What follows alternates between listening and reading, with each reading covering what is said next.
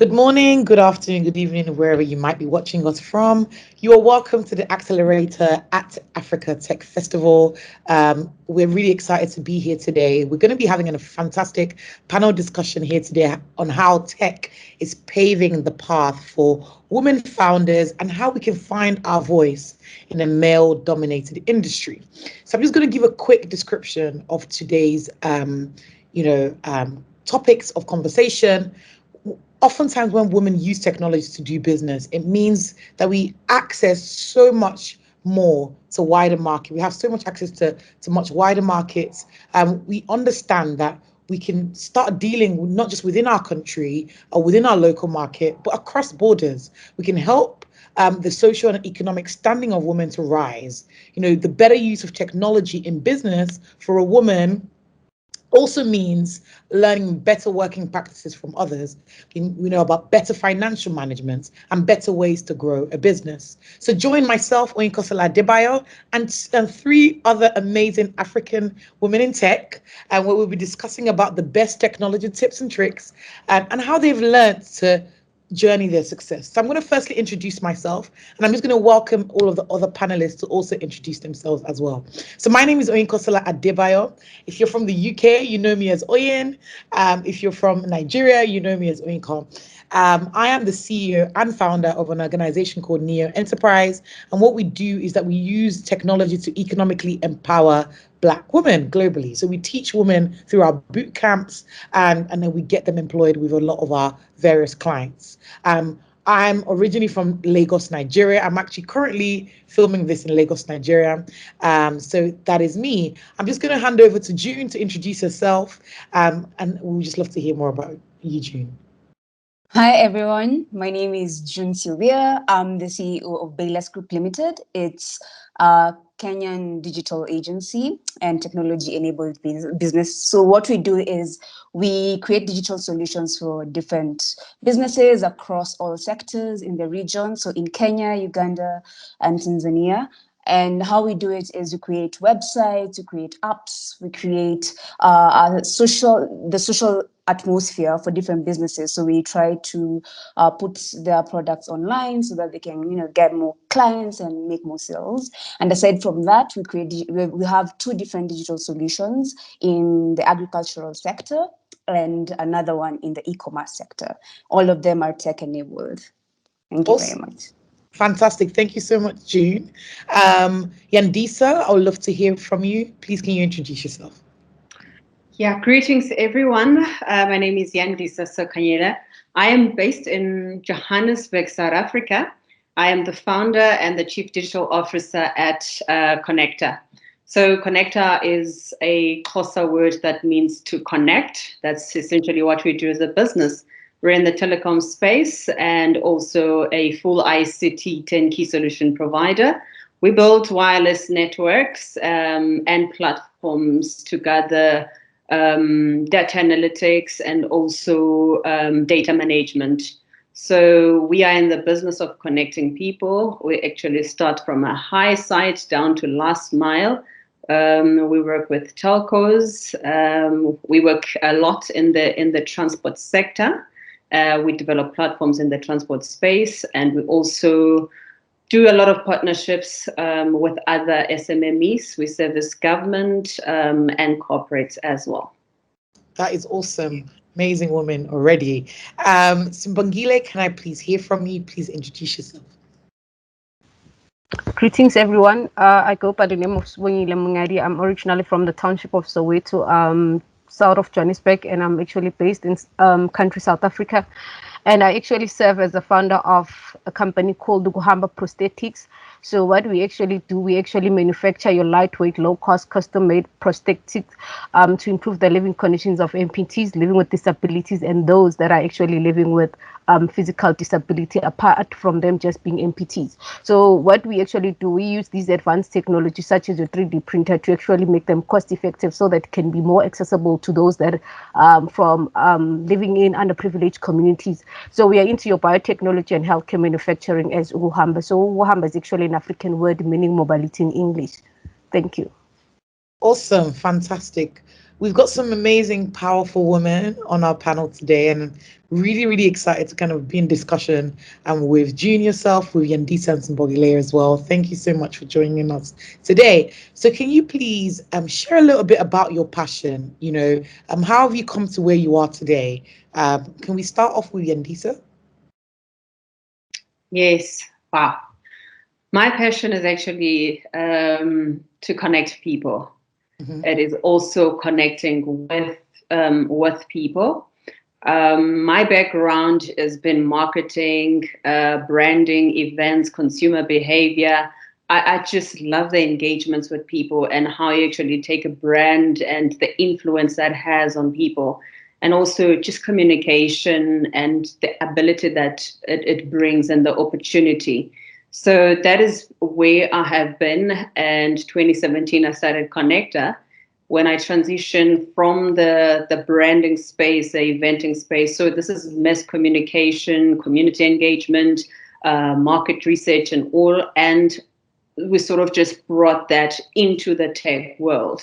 And the basis is that when people need to connect, they will need connectivity. So it becomes the base of everything. Before we talk about any digital transformation, about any other thing, people still need the basic connectivity. So that's how we looked at it. Say, if we get people connected, then it's easier to run all the value added services on top. Once you get them connected, then you're able to teach them, you get them into fintechs, into AIs and everything. But without that, you cannot even start. So that was the premise of our business and how we started. So how do we connect people? How do we bring marketing into technology? How do we bring consumer behavior using technology? And this is why our business starts with telecoms and starting with connecting people. So my passion and my vision is always to get everybody connected. I come from a rural area in the Eastern Cape, and I know the challenges there. And I always believe once you can get rural communities or every single child connected to the internet, the possibilities are endless. And it's amazing what they can actually do once they get access to connectivity. So my goal, I want to see every African child connected to the internet. That is awesome. That is awesome. A connected world is a better world, isn't it? So yeah, and there's so much power in actually being able to be connected, because then you're able to reach so many borders, so many markets, and essentially tap into the advantage of borderlessness and globalization. So it's so important that Africa is well connected, not just to other Africans, but to the world as well. So thank you for your work there, Yandisa. June, please can you share a little bit about your passion and how have you come to where you are today?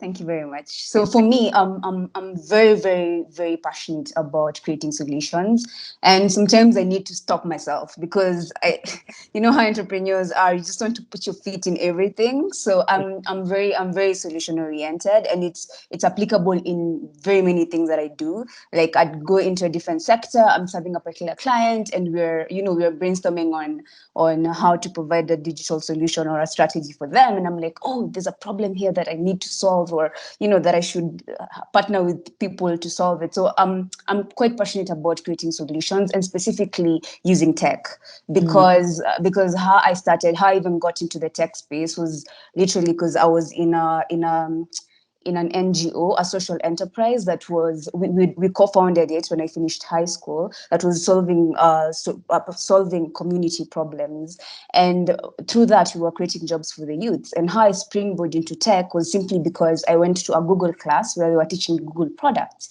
and from there I saw what tech can do, and I used what I had learned to create impact on what we were doing at the organization, and through that we ended up getting funding. So my creating solutions for different organizations stems even in the grassroots. So it's not just for business to business or just business to consumer. It's also like going down to the grassroots and trying to help even people who are not connected in the digital world, or not connected in terms of internet penetration and all that, for them to get to take advantage of technology to be able to springboard whatever they're doing. So I'm very solution oriented. That's what I'm passionate about.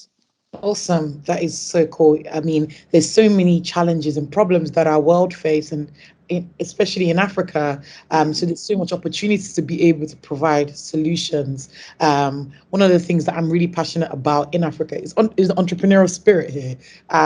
We're all passionate about bringing solutions to the biggest problems that we face. So thank you so much for the work that you've done at your NGO in the past and what you're continuing to do through your digital agency. It's really well needed. As Bongile, I'm sure you're going to share with us about your passion for prosthetics, but I wanted you to kind of share a little bit more about what are you passionate about and how have you come to where you are today? Okay, I'm actually passionate about helping others. I've always been also part of the 2,500 young people in South Africa that are driving change. So even before when one actually funded Uguhamba, so I've always been that change maker. I believe that where I'm able to identify the problem, I should be able to come up with a solution instead of me complaining about it. So, and also being raised in a township is not easy because we have lack of role models in the space. So I think for me, that's one of the things that actually keeps me going every now and then. But however, how I actually founded Uguhamba, it was actually through a personal experience. I don't know how it is like to live with someone who's living with a disability. I actually come from a family of 8 siblings and 10, including both my parents, but no one is living with disability at home. But however, I was actually provoked by this when I was visiting one of the local hospitals close by. The treatment that was actually being given to them. That actually made me to actually think about it, to say that yesterday it might not be me, but what if tomorrow it could be me or one of my loved ones. So I literally had to put myself in this amputee shoes to actually try and find out what could be the problem and what could be some of the challenges. And on the very same day, I was able to understand that the amputee has been on the waiting list like for more than 5 years trying to access a prosthetic limbs, but no one is able to actually assist him. Then on that day, I was able to also speak to the what you call the surgeon in the hospital to actually try to find out what could be the problem, what is delaying them to actually being able to assist these MPTs and all that. Then I was actually taken through to say that it's they're also faced with difficulties as a hospital, lack of resources, skills in the sector, and also they rely on exports, imports. Then from that day, I was able to actually tap into that market and I started doing more research. Then that's how I actually started Uguhamba. Oh, that's awesome. Sounds absolutely fantastic. I think when we start off with helping people, we find that we can actually bring so many solutions because as a people, we have so many challenges that we have to kind of face on a day-to-day basis. As for me, what I'm really passionate about is how we can upskill Black women globally, because I always say that if we can give Black women the skill, they can become the producers and the center of that ecosystem. So for us, we are upskilling Black women in tech, we're upskilling Black women in hair and beauty from the UK and coming back down here to Lagos, Nigeria. So if we can give more Black women, more African women that skill to be able to change and bring solutions, we'll see a better economy for ourselves. So we're going to move on to the next kind of question, and we're going to really focus in on being a businesswoman in Africa. Being a businesswoman in Africa is probably not the easiest thing to do. We have so many challenges that we have to face. But I'm going to allow every single person to tell their own stories because I could tell you probably a Nigerian story, and I'm sure that we have Kenyan stories and South African stories in this room. So, what have you enjoyed the most about building and being part of a business in Africa? I'm going to kind of go back to Bongile so she can answer that question. Okay, for me, can you hear me? Okay, for me, what I was most like, what I found it most exciting or enjoyable funding a business in Africa. I think it's so sad to actually know that most people are like currently unemployed due to the fact that they cannot access mobility. And they also have lack of access to social well-being and also helping. So I think that for me, that's what actually made me so excited to start this, to knowing that if like today, if I have to say maybe Yandisa does not have an arm, and meaning that she cannot go to school, or maybe she cannot continue and play sport. But now, here is Monyile is able to actually help Andiswa, to able to access or have that arm, and that she can also take part, in this social activities and also and contribute economically. So I think for me, that's what I actually enjoy, being a business or female in Africa, or starting a business in Africa. Those are the most exciting moments for me. Awesome. Thank you so much. I always find that when I speak to African businesswomen, we don't just think about how we can make profit and make money. We always go back to how can what I'm doing bring solutions to people. So Sibongile, that is a really, really great example of how African women are not always just thinking about how can I make the most money as possible, but how can I make money? How can I help people? How can I help people to walk in purpose? And how can I better this economy? And how can I better my country and essentially my continent? So Yandisa, what's exciting? What have you enjoyed the most about building a business in Africa? I think I was saying, for me, it's just the prospect of what the business we're building is going to be, what it's gonna bring, and how it's gonna change the country. So realistically, I think we've had more challenging times than the exciting times. But what keeps you going, or what keeps me going, is just the vision of where we're going as a business. And it's not easy being an entrepreneur in Africa, or even in South Africa for that matter. One, you still have to deal with mindset of entrepreneurship. We don't come from entrepreneurial backgrounds, most of us in the country, especially the Black families. So this is still new. We're still learning. We're making mistakes because you never had a mentor. You never had a sit or have to board shadow at the age of 18 or anything. So everything you're starting on your own. I was blessed because at 19 I started my first business. So I went from tertiary straight to business, and I've had experience working part-time. And for me, I've always known that I wanted to get into business. I wanted to own my time. I wanted to make a difference. I wanted to do and be in control of my life. So that's how I got into entrepreneurship. The fear of I could be somewhere and I get fired someday. I don't know what to do. It's like I need to be in control, and also just the impact of that, where I can be able to empower other people and build other entrepreneurs, and also create job opportunities. That has always been the drive for me. But realistically, there's still a lot that has to be done in the entrepreneurship space. I see there's a lot of startups that are coming now.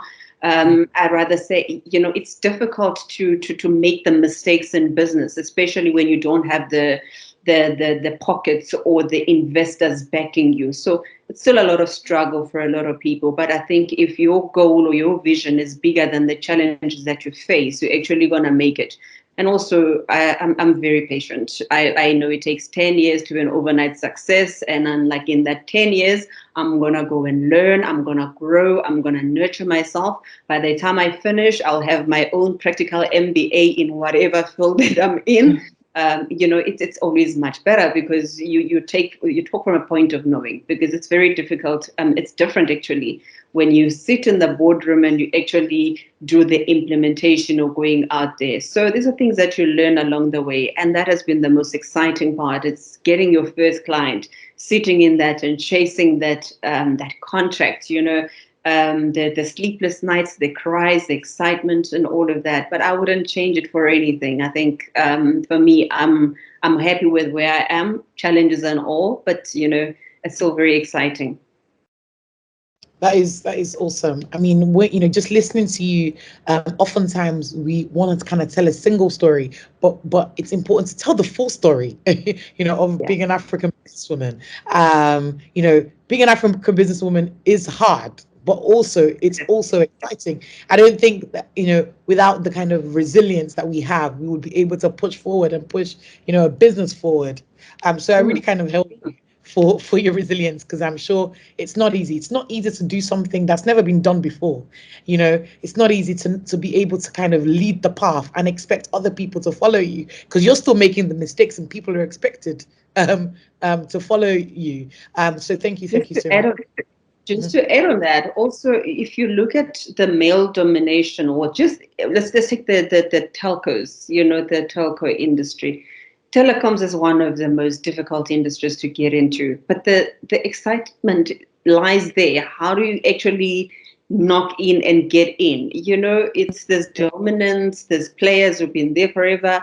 It's actually costly, it's highly regulated. So already the odds are against you. So it's not going to happen overnight. But the minute you are able to get in there and you look back, it's just it's inspiration for all the others that are coming. So there's a lot that you have to deal with. Realistically, there's a lot of red tape, but there's a lot of lack of funding. Actually, it's even the infrastructure. As I was saying, even the mindset. You come as a child, you say, I want to start my own business. Parents are like, oh, you should be working for this big corporate and all of that. And people need to understand, for the first 5 years or so, you're going to bootstrap. There's no high life or living lavishly. And, just you being able to say, you know what, I want to build this. It might take me some time. So it is difficult. It is challenging. But definitely, I think the opportunity is there, which makes it even more exciting. That is awesome. That's awesome. I think also it's the thrill of not knowing what tomorrow is going to bring, and and the thrill there, and there's also the excitement, and also, wow, the damnation that comes with that. The excitement that, oh my gosh, tomorrow I could sign a massive contract, or oh my gosh, tomorrow I could lose a massive contract, and that's kind of, for one simple reason or the other. I know here in Nigeria, somebody earlier on was telling me that he lost the deal because he crossed his legs. You know, cultural differences. You looked all shocked. I'm sure you could probably relate in some sort of story. So it is very, very interesting, kind of like the dynamics of kind of running an African business. And if you can conquer running a business in Africa, you could conquer the world, literally. You can literally do anything in the world. So June, I would love to hear from you. What have you enjoyed the most about building and being part of a business in Africa? For me, I really appreciate the fact that there's so many opportunities for when you're running a business in Africa. At least for me, I've seen the way there's just a pool of activity, people of opportunity. People are willing to support. People are willing to engage. I was having a conversation recently with a friend, and she was asking me, would I ever want to leave Africa and go to another country and maybe, start an enterprise in that country? And I was like, no, why?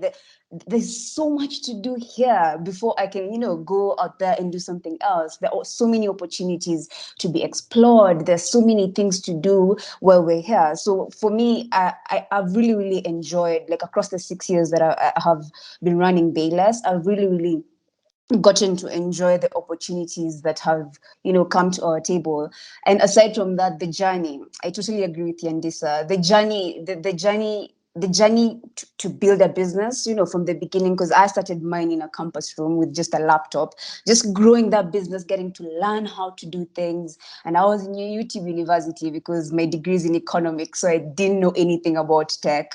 So everything regarding coding, everything I had to learn online. So the whole journey from registering a business, getting first clients, and going, like, the whole journey to building the business to where it is now, that has been really exciting, despite the challenges. I wouldn't exchange that for anything. So yeah, for me, it's just opportunities and just basically the journey. Awesome. Thank you so much. That was really, really cool to hear. So the next question for you is, how did you find your voice in a male? I'm going to give this to Yandisa, this question, because obviously the telco industry is male dominated. How did you find your voice in a male dominated industry? I don't remember a time where I've lost my voice in any space I've been. For me, gender is just gender. I get into the boardroom and I always tell people, you just need to remember your value proposition. Gender, you'll remember when you get home. So I've never. So I walk in there. I am part of the boys, if that's the thing, and I just learned how to use my female traits in to my advantage. It's easy when you're in the male dominated industry because you also get to learn the other gender, and then you are able now to bring in what makes you a woman. The things that we're really good at. We bring that into the workspace, and you find out you sort of have to manage and mother everyone, which is kind of cool. But in a way, I never look at gender when I'm in a meeting. I don't take anything personal. I don't take anything to say maybe if this is being raised because I'm a woman. If it happens, I'm the only woman there, and there's coffee and no one to bring the coffee. I'm like, guys, it's a self-service. Come, let's do it. If I feel like doing it, I don't feel offended that I'm a woman. I will do it, because I want to. So for me, the lines have been blurred. I think also my background is, we girls at home. My dad never had a daughter, so I was sort of like, never had a son, so I was almost like the son. So even at my house, there are no gender lines. So that I always make sure that you do something because you're passionate about it. If you're good at leading, you lead. And you don't feel intimidated. It doesn't matter how long the beard is or how tall they are, how strong the voice. Come with your own sharp voice if it has to, but get your point across. The one thing is never lose it. So you don't have to find yourself.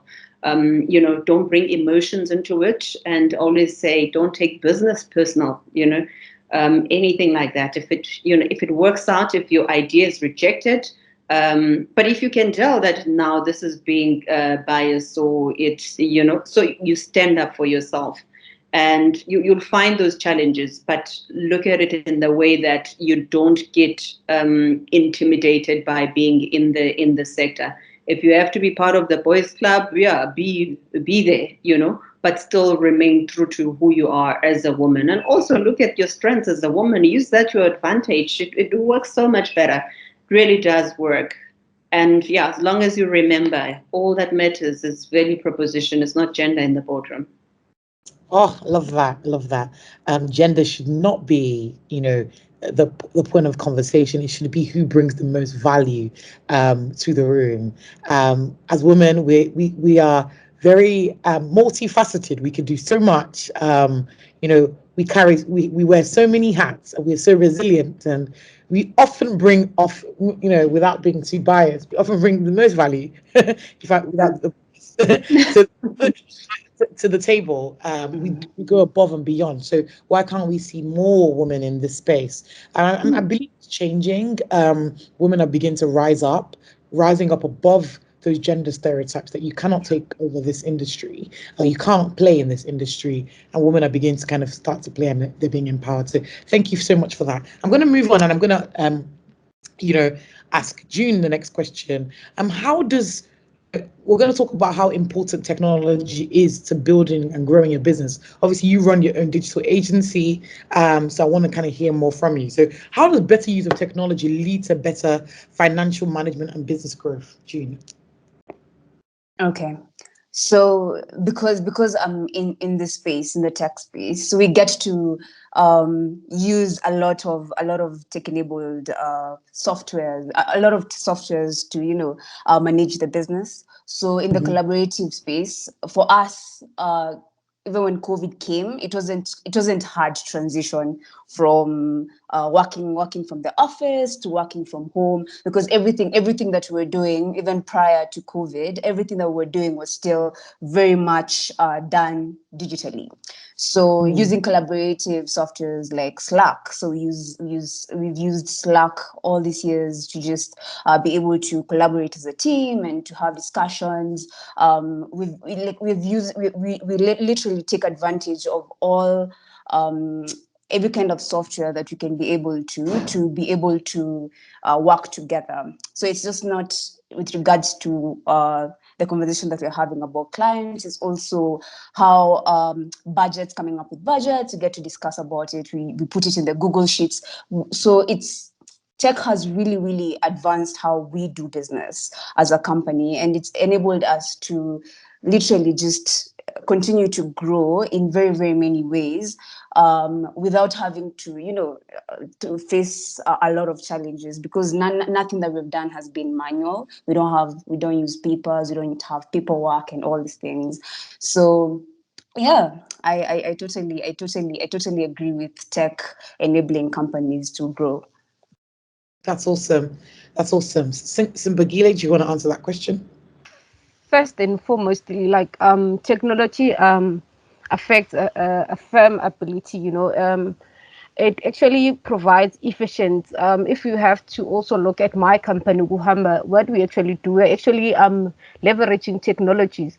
Being as compared to the 17th century, where they will actually take measurements manually using your tailor measuring tape.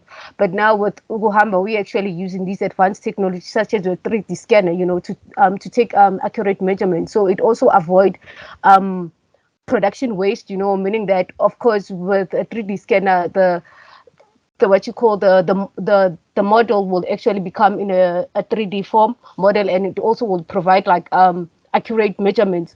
So, and also looking now in terms of us leveraging these technologies, it also says that even if you are based in Ghana or Angola, you can also be able to access the prosthetic limbs with Oguhamba while we are still here in South Africa, be that you actually also be part of the process when we actually manufacture your own prosthetic, meaning that you can also be involved, because one of the things that we also understand, I think Andisa also highlighted, it's that it's always important to know your value proposition, so that's where we came about to say that how about we make it, more fashionable, in the sense that when they're even wearing these prosthetic limbs, they shouldn't feel ashamed, they should wear this with pride and all that. So that's also it has to do a lot to do with technology as well, because now remember you are on another side of the world, but you are also able to actually engage and communicate and be part of the process in terms of manufacturing your own prosthetic limbs with Ukuhamba. So technology is actually playing a vital role in such a way in terms of our business, and also looking in terms of the turnaround time now.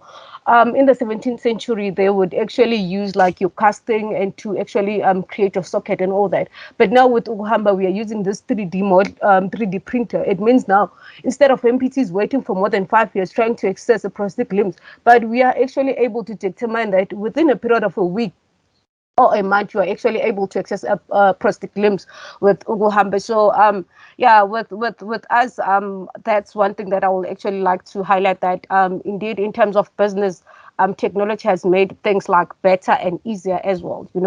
Also, in terms of performing like more efficient ways as well, like looking at the business transitions as well, like some of actions of technology in business, including like accounting systems, also management and information system, points of sale systems, and other simpler or more complicated tools.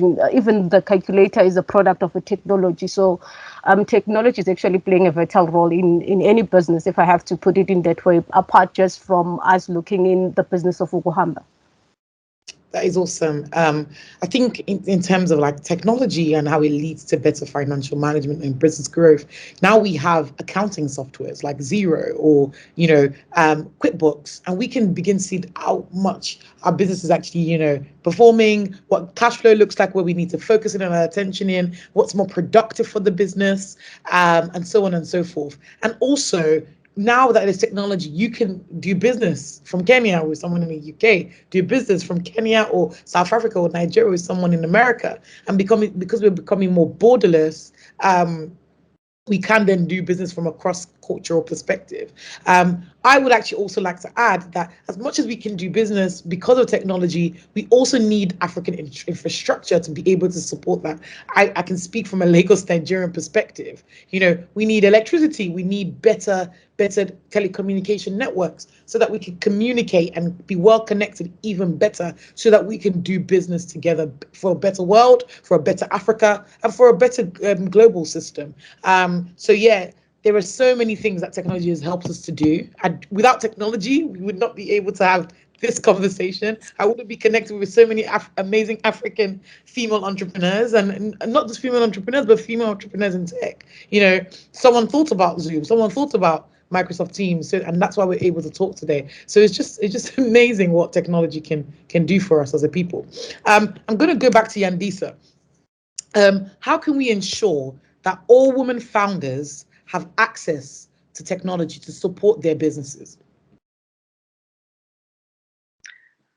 Well, I think we need to, take COVID-19, the pandemic. God, who knew that digital transformation would be brought about by a pandemic like this, minus the lives that we have lost, but it has accelerated, the use of technology, the consumption of data. We're seeing more people online, so that's what our business we do, just getting the people connected. So we've seen a lot of jump in that space. And that means a number of people now are actually forced to be online. So in this lockdown, you can't go out. People had to find ways and means of actually getting connected. Schools had to be online. Life had to go on, So one, we have COVID that actually just forced everybody to be online, which is a good thing in that front. And now it is a matter of how do we educate, I think mainly women without connectivity. As I said in the beginning, our goal is connected, to get everybody connected, because we understand once everybody's got access to internet, then they have access to all the other platforms. Because you cannot say a person must use a certain platform when they don't even have internet connectivity. Two, it's education. Once we connect the people and have a Wi-Fi connection, people need to have content, needs education. Like we're saying, what platforms are there that you can actually use to run your business, for your accounting software, for your marketing software? How can you automate your processes? So there's a lot of education that still needs to happen. But what I'm glad about is that most people now are online. Education is critical. We cannot take that away, and we cannot take things for granted that once people have got connectivity, they will know how to get in. One of the things we do, we roll out Wi-Fi hotspots at public transport areas. So you go there, you get a connector hotspot, you want to log in. But when we realize that it's not as easy for everyone, you think people are just going to see, oh, there's Wi-Fi and they jump in. People still need to learn what's an SSID. How do they actually go in there? And another thing is content that is online. That is what's going to drive people. So those are the issues that we still need to look at. And yes, as much as we're getting people online, there's an education aspect that needs to go with it. So it could be from an NGO, a government perspective, even from a SMME perspective. Say, how do you train people? How do you host workshops and teach them how to get online? I also do a tech feature on one of the biggest radio stations here. So this is what I talk about on a daily basis. If you're in this field, how do you use software? Which applications you can use? We talked about accounting. I always say people don't need accountants. They want accounting. People don't want a bank. They want banking. So there's a platform for everything. Look at it. If you are in a certain space or a business, people want solution. They don't want you. If a bot is going to answer me and tell me all the questions and tell me everything, so I might not need to actually speak to an individual. And you look at the millennials now, and the Generation Z and all these kids, they don't want to talk. They have their earphones. And like, where do you talk to people? All they do, they hold their phone. Everything must be here, even going to a restaurant. How do you actually make sure you cater for them? Because we're a young continent. So if your business is not servicing the youth, is not looking and focusing to say, how do I communicate with these young people? The entrepreneurs, the founders that are coming now are going to be young. So they know tech, they speak tech. So there's a lot that still has to be done there. I think for the older generation, you need to definitely do a lot of education. The young guys, they probably need more opportunity. They need connectivity. They need infrastructure, as you said, telecoms infrastructure. You need electricity. I'm holding thumbs right now that this power doesn't go off. That's the reality of being in our country. So, but there is greatly an opportunity there. Education is still very important. Let's not take things for granted and assume that people would know how to use this internet or the solutions that are there.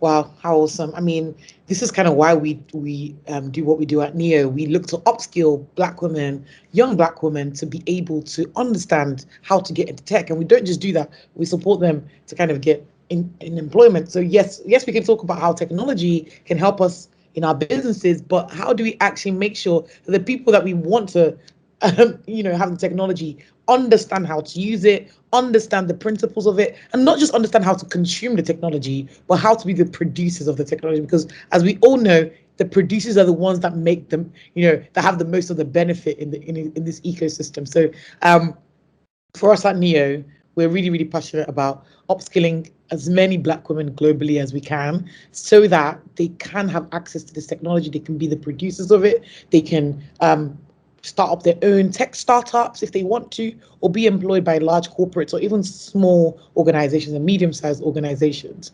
I'm going to go to Bongale about this. So, how can we ensure that women founders have access to technology? You obviously are in the prosthetics industry, prosthetic space, and what I find in Nigeria, especially, well, in Africa, especially in Nigeria, is that there's almost some sort of disadvantage attached to people who may be disabled. And so sometimes you're kind of left to the last bit of society. How can tech help, solve some of these kind of endemic problems of poverty and disability, and just to ensure that people are being supported as much as they can? Okay. Firstly, we also need to consider this as well. We need to also remove the red tapes, because we are also living in countries that we are actually having so much red tapes, like barriers along with obstacles to actually access so much, like even in terms of technology, even in terms of finance, even if in terms of like market. I mean, as females led businesses, we also need like that opportunity to actually succeed. So looking at in terms of those that are actually living with disability, what we actually managed to do as Ugohamba, we actually started something, and I think this was one of the first this year in South Africa, where we actually hosted like a 3-day hackathon, and it was hosted in Saipono. So this hackathon was actually devoted to MPTs and those that are living with physical disabilities.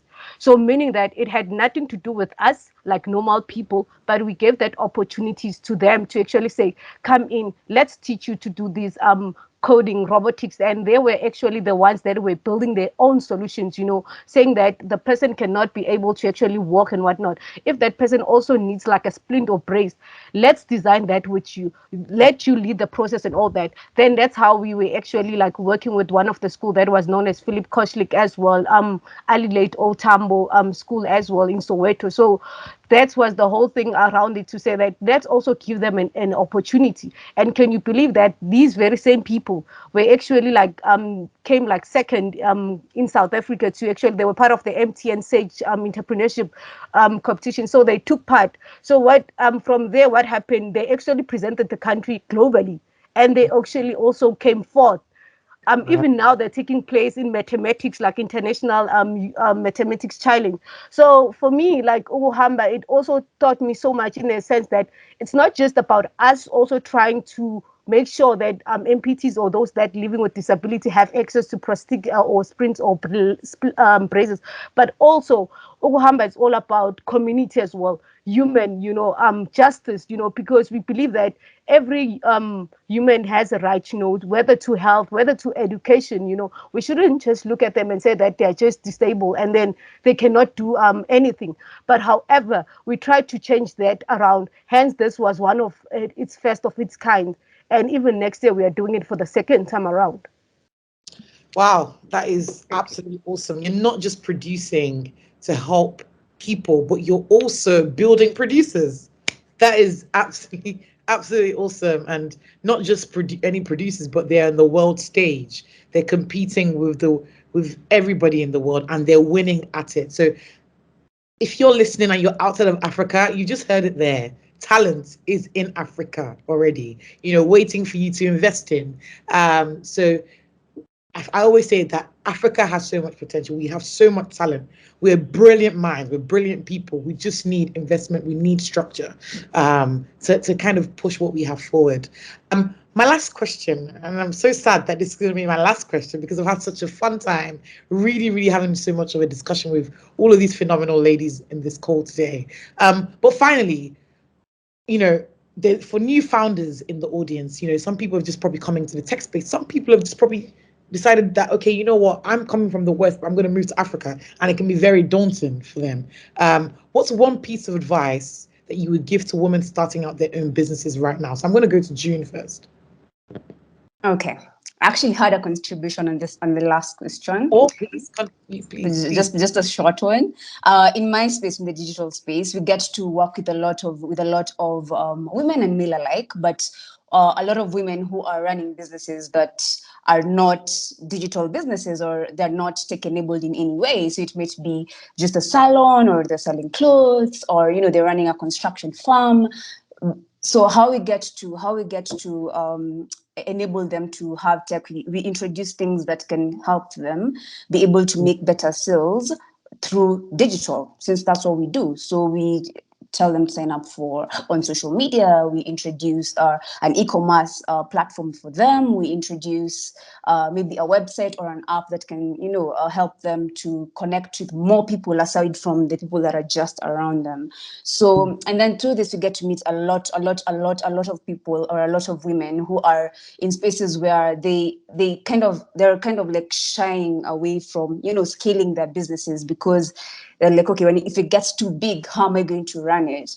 So on this last question about how to get more women into tech, and how to encourage more women to start up tech businesses, for me, my first advice, and whenever anyone asks me about how to get into business, is just start with what you have. If like me, I just had a laptop. I didn't have any knowledge, and I knew what I wanted to get into. So identify your interest areas. So if your interest area is finance, come up with something in fintech. If your interest area is maybe agriculture, come up with an agricultural solution. Find out what your interest area is and what you're passionate about, because that passion is what is going to carry you along the hard times, because you're going to have, entrepreneurship it's not just an upward, you'll go through a lot of challenges. So what is going to carry you on is how passionate you are about whatever you're doing. So identify what your interest area is in, and then just kick it off. Don't wait to have everything. Don't wait to have staff. Don't wait to have proper operational systems. No, start with what you have and just grow it step by step. And if you incorporate tech, it will be easier for you to scale. You wouldn't just be working in your locality or in just your country. It will be easier for you to scale. So incorporate tech. Find ways. If you don't have experience, collaborate, co-found with someone who has an experience in tech, work together, let them help you. If it's incorporating AI into what you're doing, if it's Internet of Things, just use tech to be able to, grow further from just where you are. So yeah, let's have more women in tech. That's awesome. Please, Yandisa, what's your one piece of advice that you'd give to women starting out in their own businesses or their own tech businesses? Well, first of all, if you have decided to go into business and to go into tech, well done and welcome. It's a very exciting space. It's a very lucrative space. It's very challenging, but you're going to make it. Firstly, just remember, before you even start any business, do your research. Firstly, understand the product, the market, because as you said, there's culture in our continent. There's different mindsets and perspectives. There's a lot of hindrances along the way. So just do your proper research in terms of what you want to do, know your client, and get started. Secondly, be open to collaborations. This is the one way you will succeed. Collaboration is the new innovation. You can't be good at everything. Find partners, find people that can contribute. So at least you don't even have to carry the business 100%. So always remember that 100% of nothing, actually 10% of something is better than 100% of nothing. Bring people that can add value or do other collaborations, JVs, or anything that's going to get you to move forward. Ask for help. Also, that actually helps. Participate in as many conversations, in competitions, in enterprise development projects. That's what's going to grow you. If you come from another industry, been working for 20 years, but when you come here, just take yourself as a startup. You know nothing. You're starting from zero, and just go through the processes so that you can learn. Network as much as possible, but just get it done. The opportunities are there. Africa is still waiting for inventors. So let's look, there might be new inventors that are going to invent African solutions. That's what we're actually looking for. So, come in. Awesome. Thank you so much. So, Bongile, what's your advice for those who are just starting out their own businesses, especially in the tech space? Let's take up those spaces and start with what we have, because you don't have to have like $1 million in your account. I actually started to come up with no saving in my bank account, and I did not know like where would I get the funds and whatnot. But like Anissa has said, that you also need to take part in competitions and all that. That's how we're able to actually raise some of our seed grant. And also the importance of collaboration. Sometimes you may not have it all, but you can also access your university and ask for a machinery and whatnot, and it can actually move your business from point 1 to point B. That's how we're actually able to actually grow Uguhamba. But also the other thing is try to find yourself a mentor as well, because after all, we come from homes or communities where we don't even have role models. Our parents are not even educated, but when you see someone doing great out there, don't shy away. Just go to her or him and just ask, how are you doing it? Maybe can I learn 1 or 2 from you? Be a thing that you need to go there and volunteer or just do it part-time and whatnot. But what is important is that you would gain like a skills, even an experience, because one of the important things that we actually take it for granted, it's a skills development. And that's one of the crucial things, because when you have the skill, forget about the qualifications or education. I'm in the sector, I don't have any medical background, but I'm actually dominating in this male dominated space, and so what is important is because I actually understood, what is like needed in the space. I did my research, I was able to actually identify the gap, and I was able to see this gap, and that's how I was able to actually see the opportunity, So that's my advice to every young person out there, even those that are actually wanting to start, that don't shy away, we are all capable. That is awesome.